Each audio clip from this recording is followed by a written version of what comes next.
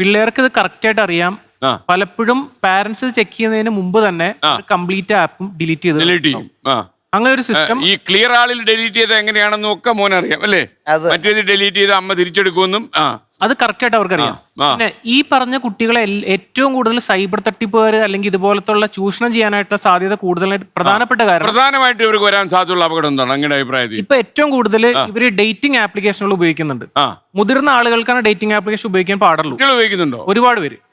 പ്രത്യേകിച്ച് ഗേ ആപ്ലിക്കേഷൻ ഉപയോഗിച്ച് ഒരു പ്രായപൂർത്തിയാവാത്ത കുട്ടികളെ ചൂഷണം ചെയ്ത കേസുകൾ നമ്മുടെ കോഴിക്കോട് റിപ്പോർട്ട് ചെയ്തിരുന്നു.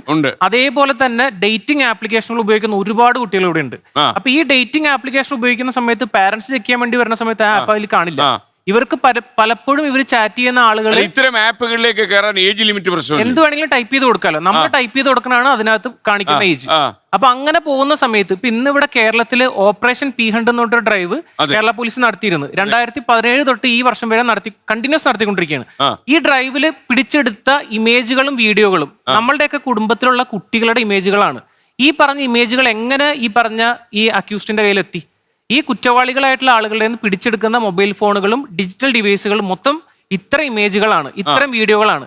അപ്പൊ ഇതെല്ലാം ഒന്നില്ലെങ്കിൽ ഗെയിമിങ്ങിന്റെ പേരിലോ അല്ലെങ്കിൽ മറ്റെന്തെങ്കിലും തരത്തിൽ ചൂഷണം ചെയ്ത് കളക്ട് ചെയ്യുന്ന മൊത്തം ഇമേജുകളാണ് ഇവർ സർക്കുലേറ്റ് ചെയ്തുകൊണ്ടിരിക്കുന്നത്. അപ്പോ ഒരു സുപ്രഭാതത്തിൽ രാത്രി കിടന്നുറങ്ങുന്ന സമയത്ത് പോലീസ് വന്ന് പിടിച്ചോണ്ട് പോണേണ്.